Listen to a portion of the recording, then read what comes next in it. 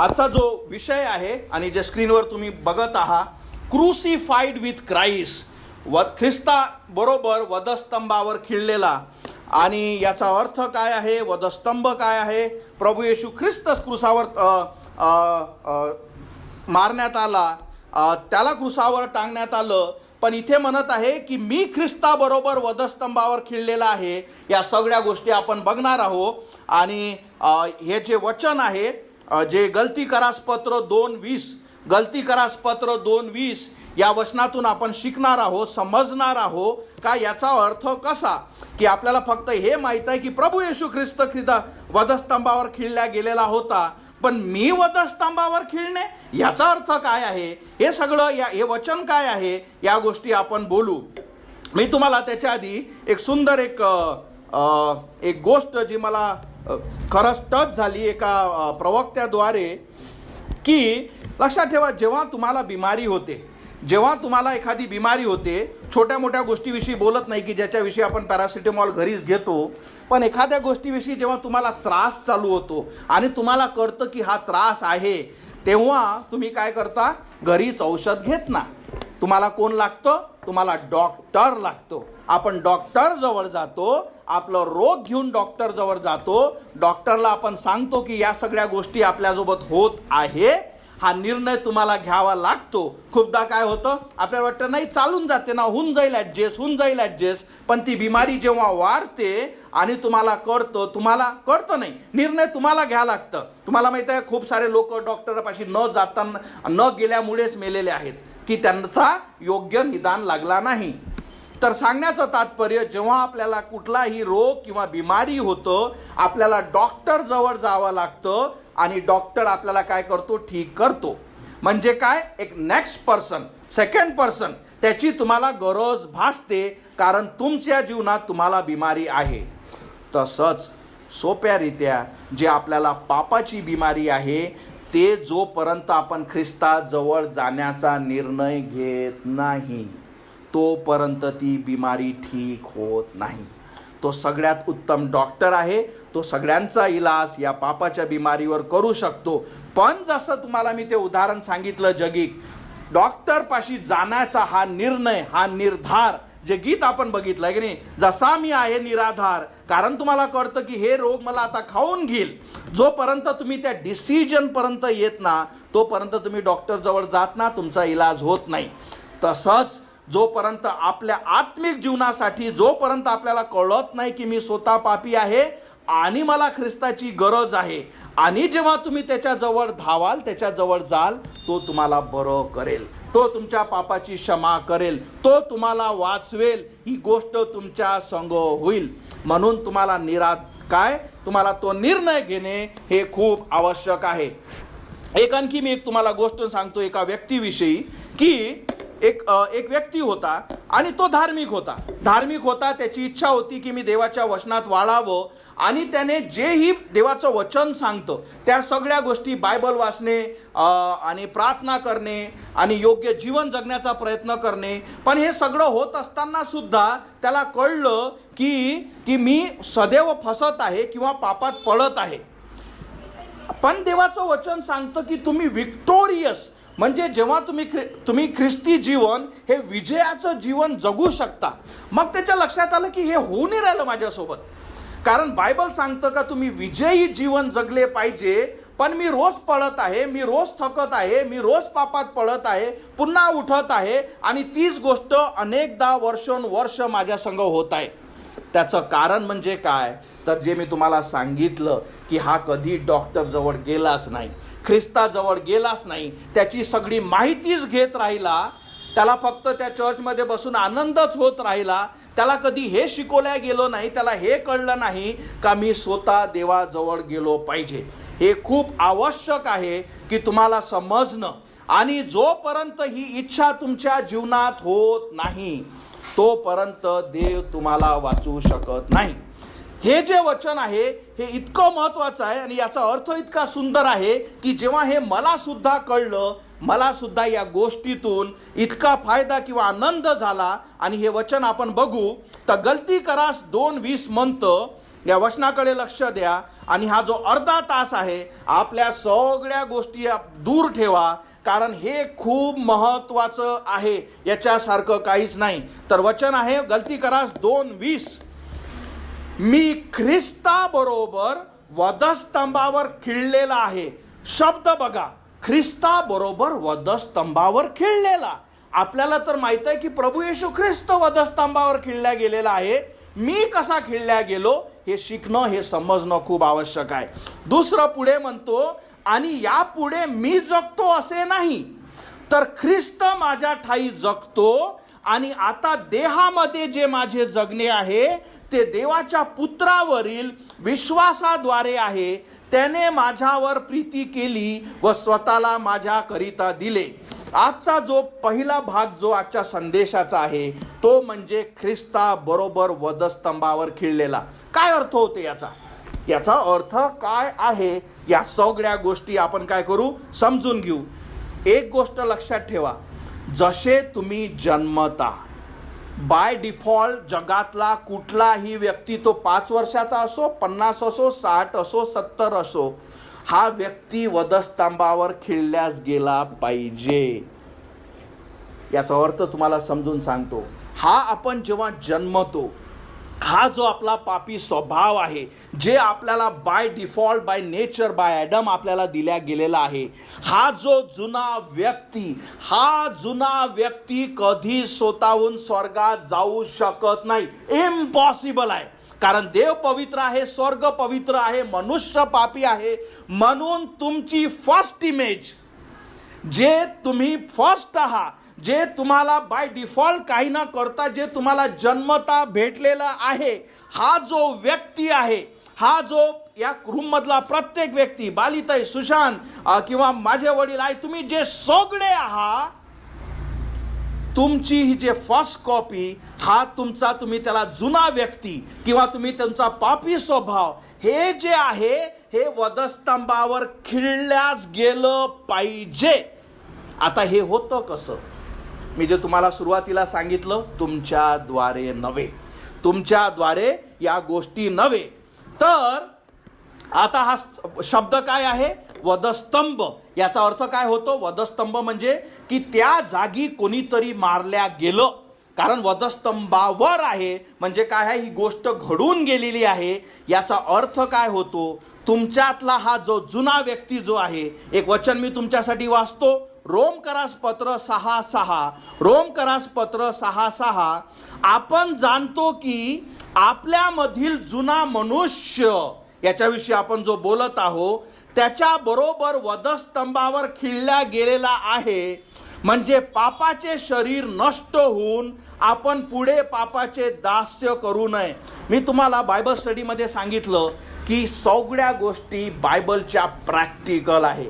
आणि विचार करा, ही किती मोठी गोष्ट आपण बोलत आहोत, आणि ही गोष्ट सुद्धा प्रॅक्टिकली झाली पाहिजे. आणि हे होतं, हे आध्यात्मिकरित्या होतं. म्हणून लक्ष असू द्या की तुम्हाला समजेल का हे होतं कसं, हे झालं कसं. लक्षात ठेवा, वधस्तंभावर जो मेलेला किंवा जो खिळलेला, इथे आपण येशू ख्रिस्ताविषयी नाही, सध्या तुमच्याविषयी बोलत आहे. म्हणजे तुमच्यातली काहीतरी गोष्ट हे क्रुसावर खिळल्या गेलेली पाहिजे, ते क्रुसावर मेल्या गेलेली पाहिजे, त्याला क्रुसावर टांगल्या गेलेलं पाहिजे. आता ही काहीतरी नसून, कारण काहीतरी जेव्हा जेव्हा असते ती काय असते, ती एखादी वस्तू किंवा एखादी गोष्ट असते. पण जेव्हा आपण कोणीतरी बोलू, तो कोणीतरी म्हणजे काय असतो? मनुष्य असतो. मनुष्याविषयी आपण काहीतरी बोलत नाही, आहे की नाही? त्याच्याविषयी काय बघतो, काय व्याकरण वापरतो? शब्द कोणीतरी. म्हणजे आपल्यातला कोणीतरी ख्रिस्तावर काय गेला पाहिजे? खिळल्या गेलेला पाहिजे. आणि हा कोणीतरी कोण आहे? तर तो आपला बाय डिफॉल्ट जुना स्वभाव, जे आपण पापात जन्मलेलं आहो, जे आपल्याला बाय डिफॉल्ट भेटलेलं आहे. जसे तुम्ही आहात, लक्षात ठेवा, ते गीत आपण जेव्हा बोलत असतो, जसा मी आहे निराधार. तर जेव्हा तुम्ही, जसे तुम्ही आहात तसे जेव्हा तुम्ही निराधार असून तुम्ही येता, ख्रिस्ताजवळ आल्यावर ख्रिस्त तुम्हाला तसाच कधीच ठेवत नाही. कारण तसाच जर ठेवला तर तो व्यक्ती स्वर्गात जात नाही. म्हणून याचं प्रॅक्टिकल अप्लिकेशन समजून घ्या. म्हणजे काय व्हायला पाहिजे, तुमच्यातला कोणीतरी व्यक्ती क्रूसावर मारण्यात गेलेला पाहिजे. ते आवश्यक आहे. दुसरी गोष्ट म्हणजे हा पहिला व्यक्ती कोण आहे, कोण मारला गेलेला पाहिजे, तर तुमचा जो जुना स्वभाव, जो पापी स्वभाव आहे, हा स्वभाव तुम्ही काही केल्याद्वारे तुम्ही स्वतःहून ठीक करू शकत ना. तुम्ही काही पण करून घ्या, तुम्ही आयुष्यात किती चांगलं कार्य करून घ्या. बरं, याच्यातून एक सुंदर गोष्ट मी तुम्हाला सांगतो. जेव्हा हा तुमचा या रूममधला कुठलाही व्यक्ती, हा ऑनलाईनमध्ये ऐकणारा कुठलाही व्यक्ती, याच्यातली पहिली कॉपी जो बाय डिफॉल्ट तुमचा पापी स्वभाव जो तुम्हाला तुमच्या आईच्या पोटातून जन्मल्यानंतर तुम्हाला भेटलेला आहे, हा जोपर्यंत क्रूसावर खिळल्या जात नाही तोपर्यंत तुम्हाला तारण नाही. ही कॉपी स्वर्गात जात नाही. दुसरी गोष्ट, हा जो व्यक्ती जेव्हाही चांगले कामं करतो, कुठला, जो ख्रिस्तावर काय मारल्या गेलेला नाही पण चांगला, कारण खूप साऱ्या लोकांना काय वाटते, नाही मी जसा आहे तसाच राहतो पण चांगलं करतो ना मी. तर देवासमोर जो व्यक्ती मारल्या गेलेला नाही, जो जुना व्यक्ती खिळल्या गेलेला नाही, त्याचे कार्य देवासमोर काय आहे, यशाकाय म्हणतो घाणेरड्या कपड्यांसारखे. जसं मी तुम्हाला उदाहरणातून सांगतो. खूपदा एखाद्या वेळेस असं होतं, एखाद्या व्यक्तीविषयी तुम्हाला काय, त्याचं तुम्हाला बॅकग्राऊंड माहीत असतं, आहे की नाही. तुम्हाला माहीत असतं की हा खूप वाईट आहे आणि याचे काय कार्य आहे हे सगळे माहीत असतं. आणि तो व्यक्ती समजून घ्या एखादी सामाजिक कार्य करतो. काय करतो, एखादी सामाजिक कार्य करतो. तुम्ही काय बोलता, माहीत आहे मला, तुझ्याविषयी सगळ्या गोष्टी आम्हाला माहीत आहे आणि तू वरून फक्त हे काय करत आहे, दाखवत आहे. म्हणजे काय की शारीरिकरित्या तुम्ही त्याला ओळखता आणि तुम्हाला समजतं की तू हे जे सेवा वगैरे दाखवून आला ना, तुझ्याविषयी सगळ्या पेपरात येतं, म्हणून तू आम्हाला काही दाखवू नको. का, कारण तुम्हाला ते मान्य नाही. का, कारण त्याचं जीवन तुम्हाला माहीत आहे की चांगलं नाही. पण तुम्ही तर बाहेरील गोष्टी बघता. तसाच ख्रिस्त जो आहे तो तुमचा आत्मा बघतो, तो तुमचा आध्यात्मिकरित्या तुमचं हृदय बघतो. आणि जेव्हा जो व्यक्ती क्रूसावर जुना टाळल्या किंवा मारण्या गेलेला नाही, त्याचे कार्य म्हणजे तुझा पापी स्वभावच आहे, तो जो स्वभाव तो मारल्या गेलेलाच नाही आहे, पण तू चांगले कार्य करण्याचा प्रयत्न करतो, म्हणून ते देवासमोर काय आहे, घाणेरड्या गोष्टीसारखे. देवाला त्या गोष्टी मान्य नाही. म्हणून समजलं लॉजिक. जेव्हा मी तुम्हाला सांगत असतो की चांगले कार्य तुम्हाला स्वर्गात घेऊन जात नाही, त्याचं कारण काय, का हा जुना व्यक्ती हा मारल्याच गेलेला नाही, हा वधस्तंभावर खिळल्याच गेलेला नाही. हा प्रार्थना करतो, हा बायबल वाचतो, हा चांगलं जगण्याचा प्रयत्न करतो, हा चर्चमध्ये राहतो, हा देवाने जे सांगितलं ते सगळं करतो. पण याचा जो जुना व्यक्ती, जो आदामापासून आपल्या प्रत्येकाला जी पहिली कॉपी भेटलेली आहे, ती व्यक्ती तो क्रूसावर टांगत नाही, तो मारत नाही. तो कसं होईल आपण पुढे बघू. पण पहिला पॉईंट जो तुम्हाला मी सांगत आहे, जोपर्यंत ही गोष्ट होत नाही, लक्षात ठेवा, मी तुम्हाला सुरुवातीला सांगितलं, या गोष्टी प्रॅक्टिकल आहे, या भावनिक नाही किंवा तुमच्या कानाला आवडणाऱ्यासाठी मी सांगत नाही. ही गोष्ट जोपर्यंत मनुष्यासोबत घडत नाही, तो व्यक्ती स्वर्गात जात नाही.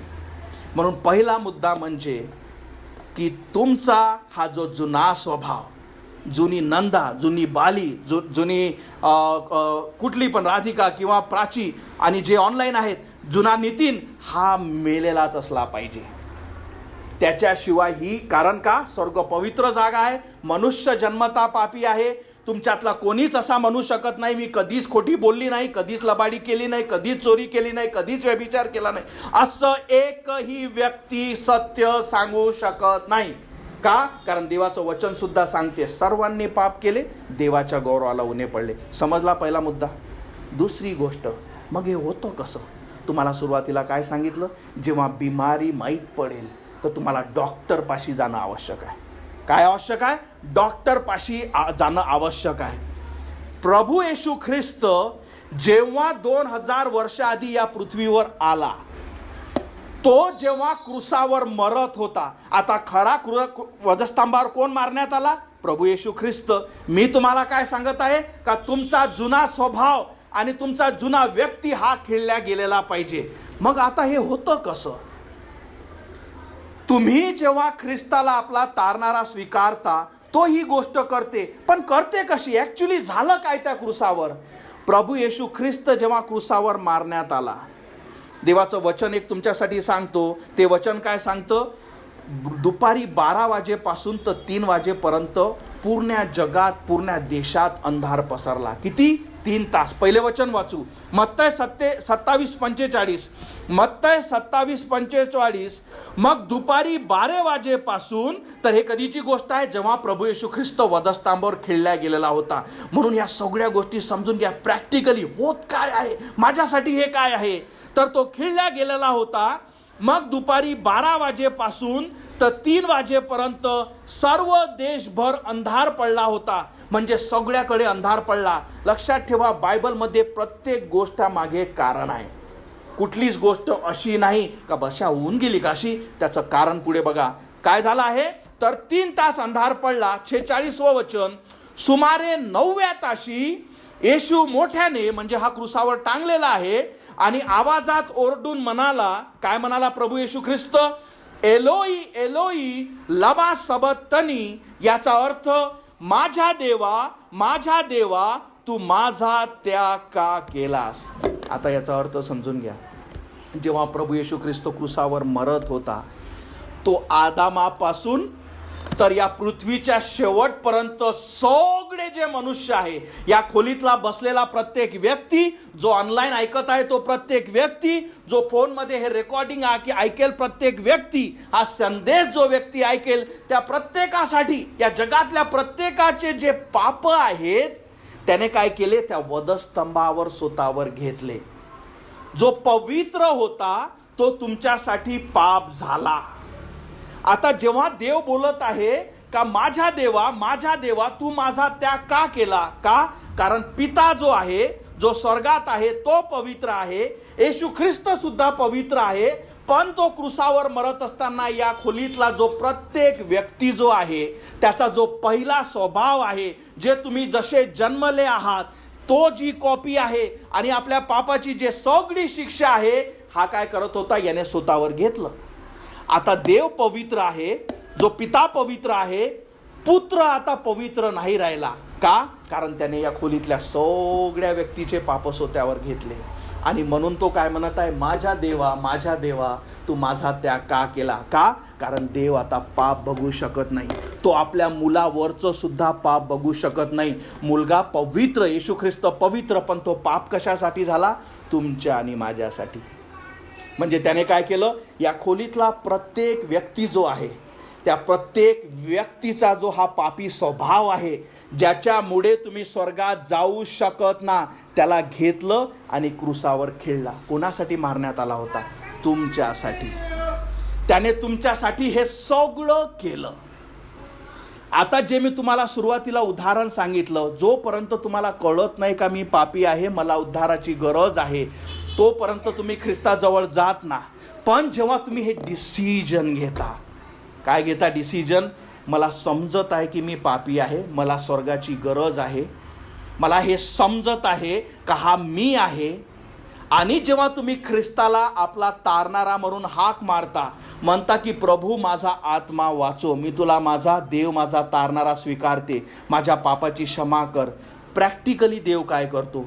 तुमच्यातला तो जुना व्यक्ती घेतो, तो क्रूसावर टांगतो, तो व्यक्ती क्रूसावर मारल्या जातो. समस्त प्रॅक्टिकल किती महत्वाचं आहे की फक्त देव देव येशू येशू केल्याने स्वर्गात व्यक्ती जात नाही. तुमच्यातला हा जुना व्यक्ती क्रूसावर टांगलेला गेला पाहिजे. आणि हे तुम्ही स्वतः करू शकत ना, हे ख्रिस्त तुमच्यासाठी करतो, कारण तो क्रूसावर मारला गेला. तुम्ही फक्त त्याला हाक मारता की मला तू वाचव.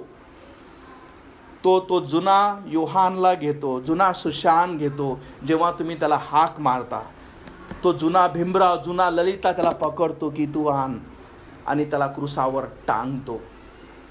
तुमच्यातला जुना व्यक्ती तो क्रूसावर मारल्या जातो.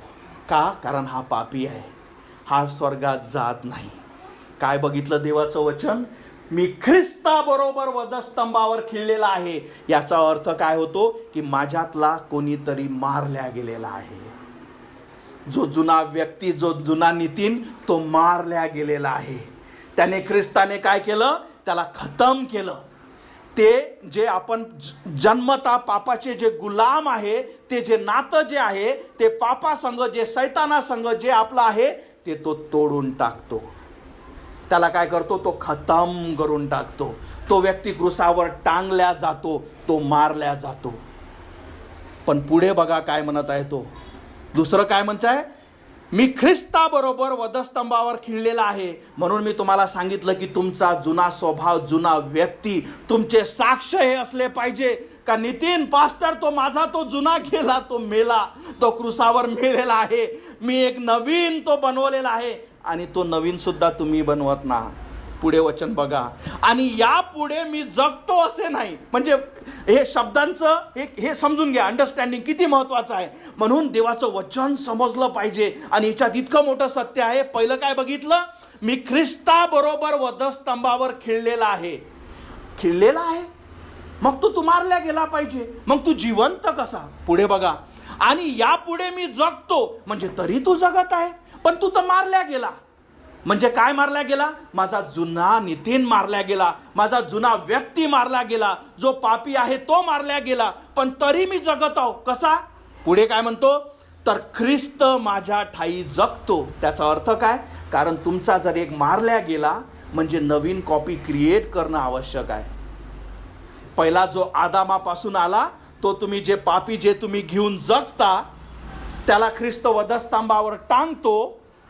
पण एक नवीन मनुष्य तुमच्या जन्मतो, एक नवीन व्यक्ती तुमच्यापाशी नवीन इमेज देतो.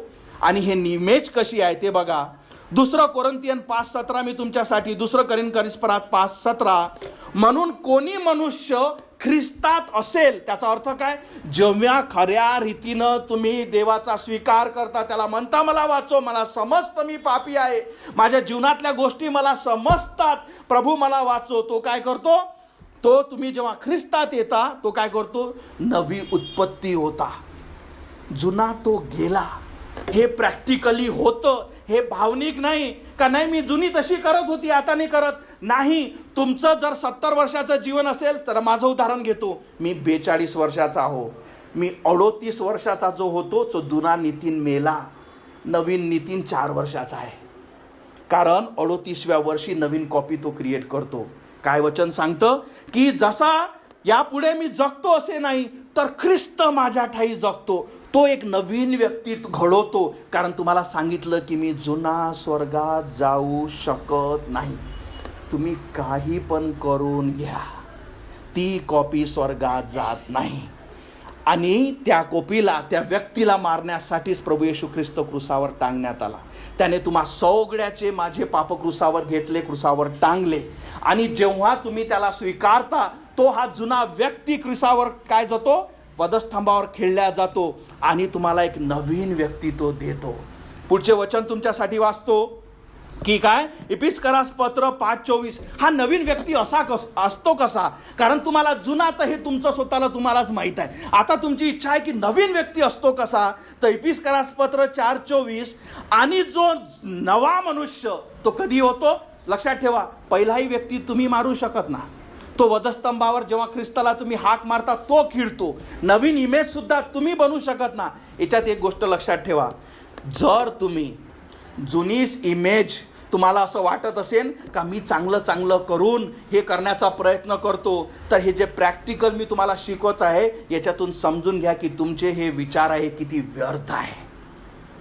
कुठं आपले विचार आणि कुठे देवाच्या योजना तुमच्यासाठी. म्हणून तुम्हाला सांगत असतो की सत्यात वाढा, सत्य तुम्हाला कळेल, सत्य तुम्हाला मोकळं करेल, तुमचा आत्मा वाचल्या जाईल. तसाच जुना व्यक्ती तुम्ही मारू शकत ना, तसाच नवीन व्यक्ती सुद्धा तुम्ही क्रिएट करू शकत ना. ते प्रभू येशू ख्रिस्त करतो.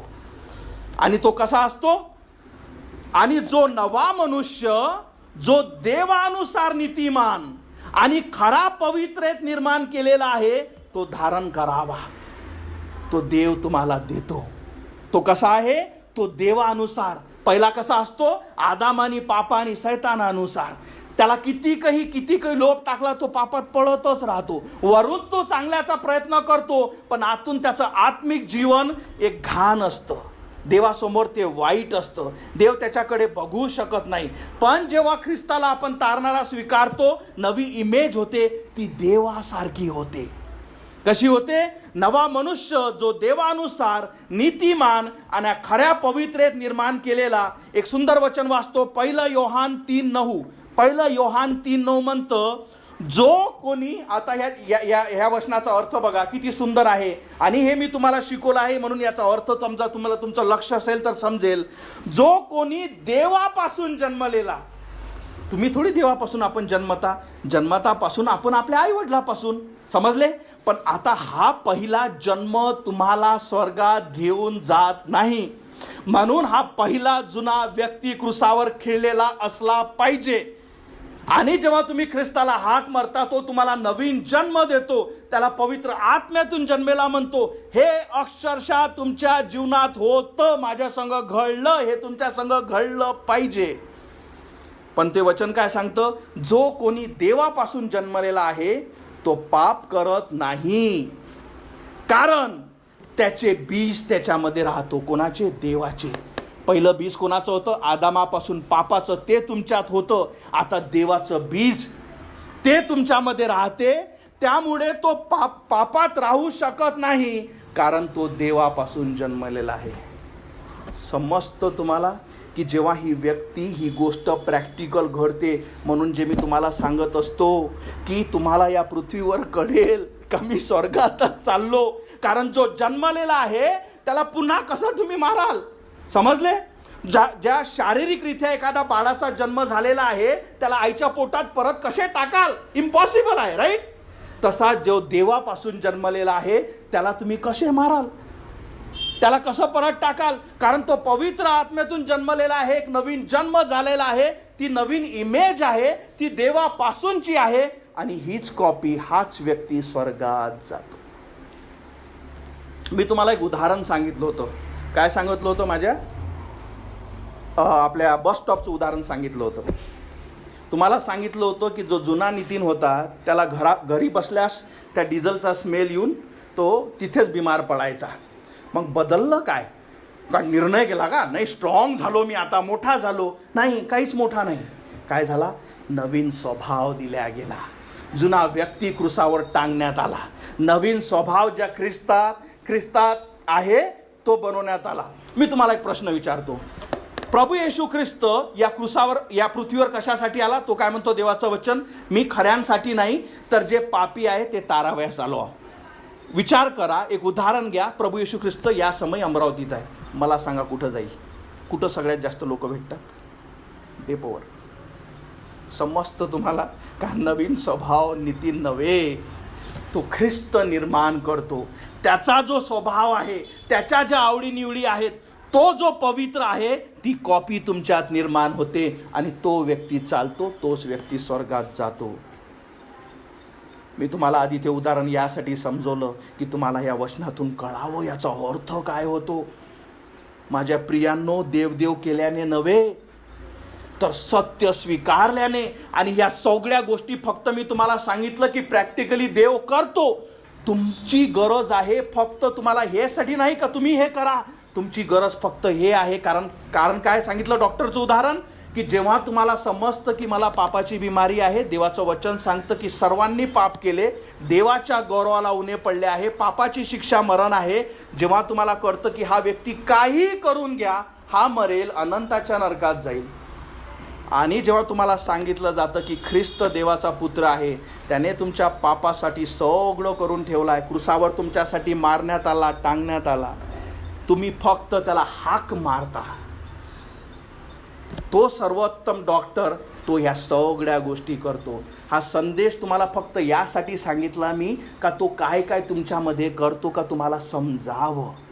का पास्टर सदैव म्हणतात की त्याला हाक मारा? का तुम्हाला मी हे सांगत नाही की अरे हा गेला पाहिजे, तो आला पाहिजे? नाही, ते सगळं कार्य ख्रिस्त करतो. तुम्ही त्यातलं काहीच करू शकत ना. तुम्ही तुमचा जुना मनुष्य धुवू शकत ना. हा जुना मनुष्य असाच गाळला जातो, मारला जातो, अनंताच्या नरकात जातो, कारण हा पापी आहे, स्वर्ग पवित्र आहे, याच्यात एंट्री नाही. म्हणून जेव्हा तुम्ही त्याला हाक मारता, तुम्ही फक्त म्हणता येशू मला वाचव, मला समजला आजचं वचन, मला समजला आजचा संदेश, माझ्या हृदयासंग तू बोलला आहे. मला आज कळलं आहे का मला तुझी गरज का आहे. मला वाटलं की मध्ये फक्त चर्चमध्ये असून प्रार्थना करून वचन वाचूनच मी स्वर्गात जाईल. नाही, मला आज प्रॅक्टिकली कळलं की तू क्रूसावर कशासाठी मारण्यात आला, तू कशासाठी टांगण्यात आला, तू माझ्यासाठी काय केलं. आणि मी विश्वास ठेवते की तू माझा आत्मा वाचू शकते. जेव्हा तुम्ही विश्वासाने त्याला हाक मारता, म्हणता येशू माझा आत्मा वाचव, मी तुला माझा देव, माझा तारणारा स्वीकारते, त्याच समयी त्या गोष्टी होतात. जोही हाक मारतो तो काय करतो, त्या व्यक्तीला घेतो, त्या क्रूसावर टांगतो. नवीन इमेज जे ख्रिस्ताच्या रूपाची आहे, नवीन स्वभाव, नवीन गोष्टी, नवीन आवडी, जे पवित्र आहे त्याच्यापासून तो तुम्हाला एक नवीन जन्म देतो आणि तो तुमचा नवीन व्यक्ती स्वर्गात जातो. आपण डोळे बंद करू, आपला मानाखाली घालू. मला ठाऊक नाही, मी तुम्हाला सदैव दर संडेला सांगत असतो की तुमचं जीवन काय आहे. तुमचं जीवन तुम्ही बघू शकता, ख्रिस्त बघू शकतो, पण परमेश्वराची इच्छा आहे की कुठल्याच आत्म्याचा नाश होऊ नये. त्याची इच्छा आहे की आत्म्याचा नाश होऊ नये. याचा अर्थ काय असतो मी जे तुम्हाला आज समजून सांगितला, का हा जुना व्यक्ती स्वर्गात जाऊ शकत नाही. याला क्रूसावर खिळल्याच गेलेलं पाहिजे. ते तुम्ही करू शकत ना. पण जेव्हा तुम्ही हाक मारता तुम्हाला कळतं की हो देवा, मला समजतं, मी थकली आहे की माझ्या स्वतःच्याच गोष्टीमुळे पवित्र राहण्याचे. देवाचे वचन सांगतं की जेव्हा तुमच्या या जुन्या व्यक्तीमुळे तुमचे कार्य तुम्ही करता ते देवासमोर घाणेरड्या गोष्टीसारखे आहेत. कारण तुम्ही पापाचे गुलाम आहात. आपण पापाचे जन्मताच गुलाम असतो आणि म्हणून हा धागा, ही गुलामी, हे जी साखळी आहे ते तोडणं आवश्यक आहे आणि ते फक्त प्रभू येशू ख्रिस्त करू शकतो. जेव्हा तुम्ही त्याला आपल्या हृदयात बोलावता, म्हणता येशू माझा आत्मा वाचव, मी तुला माझा देव, माझा तारणारा स्वीकारते, माझ्या पापाची क्षमा कर माझ्या राजा, तो त्या समय तुमचा आत्मा वाचवतो. आजचा जो संदेश आहे तो तुमच्या संग अक्षरशः घडतो. एक नवीन व्यक्ती तुमच्यात निर्माण करतो. पहिला जुना व्यक्ती जो जन्मेलेला आहे, जो नैसर्गिक आहे, तो मारला जातो आणि तुम्हाला तो पवित्र आत्म्यातून एक नवीन जन्म देतो. जर तुमची इच्छा असेल की हो मला याची गरज आहे, मला आज सत्य कळलं, देवाचं वचन माझ्या संग बोललं, मी माझे सगळी समजूत, माझ्या सगळ्या गोष्टी मी सोडते, मी ख्रिस्ताला हाक मारते, म्हणते प्रभू मला वाचव माझ्या राजा, मला आज तुझे वचन समजले आहे आणि माझी इच्छा आहे परमेश्वरा की माझ्या पापाची क्षमा व्हावी. मला कळलं आहे परमेश्वरा तू कशासाठी परमेश्वरा स्वर्गाची जागा सोडून या पृथ्वीवर आला. मी विश्वास ठेवते तू देवाचा पुत्र आहे, तुझ्यामध्ये सत्य आहे. कारण देवाचं वचन सांगतं की मार्ग, सत्य आणि जीवन हा फक्त प्रभू येशू आहे. जेव्हा तुम्ही त्याला विश्वासाला हाक मारता, म्हणता येशू मला वाचव, या सगळ्या गोष्टी ज्या आपण बघितल्या आहेत त्या सगळ्या तुमच्या संग होतात. जुना व्यक्ती मारला जातो, नवीन व्यक्ती जन्मतो. देव तुम्हाला अनंताचं जीवन देतं. कारण तुम्ही त्याच्यापासून जन्मले आहात, तुम्ही त्याचे होता, तुम्ही त्याचे मुलं, त्याचे मुली होता आणि तो त्यांना स्वर्गात घेतो. जर देवाचं वचन तुमच्या संग बोललं आहे, याच समय वेळ जाऊ देऊ नका. कारण जेव्हा या चर्चमधून निघून जाल, या जगाचे सगळे लोभ, सैतान सगळ्या गोष्टी तुमच्याजवळ पाठवेल. यासाठी काही सत्य जे तुम्ही ऐकले आहे तुमच्या हृदयापासून घेऊन जावं. म्हणून सदैव हे सत्य तुमच्याजवळ राहणार नाही. पण आज जर देवाचं वचन तुमच्या संग बोललं असेल, हा निर्णय सोडू नका. जिथे तुम्ही उभे आहात, जिथेही तुम्ही ऐकता, ख्रिस्ताला हाक मारा, म्हणा येशू मला वाचव. मी विश्वास ठेवते प्रभू, मी पापी आहे, मी विश्वास ठेवते की तू माझा तारणार आहेस.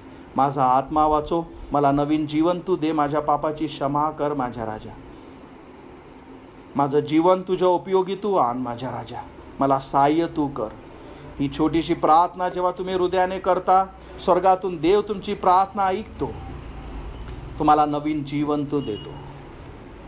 हालेलुया. धन्यवाद मानतो येशू, गौरवितो, धन्यवाद देतो माझ्या राजा. या समय प्रभू इथे जमलेल्या प्रत्येकासाठी प्रार्थना करतो माझ्या येशू. होय प्रभू, प्रत्येकाच्या हृदयासंग तू बोल माझ्या येशू. Yes Lord. हो परमेश्वरा, जेपर्यंत प्रभू तू यांचं अंडरस्टँडिंग ओपन करणार नाही, समज ओपन करणार नाही, कुठलाच व्यक्ती परमेश्वरा बघू शकणार नाही. या समय प्रभू इथे जमलेल्या प्रत्येक व्यक्तीला, लहान आणि मोठ्याला तुझ्या हाती सोपवितो. जे सत्य शिकवल्या गेलं परमेश्वरा, ते सत्य परमेश्वरा त्यांना दाखव. आणि इथे कोणी असेल ज्याने अधीन तुझा स्वीकार केला नाही, त्याच्या हृदयासंग बोल माझ्या राजा.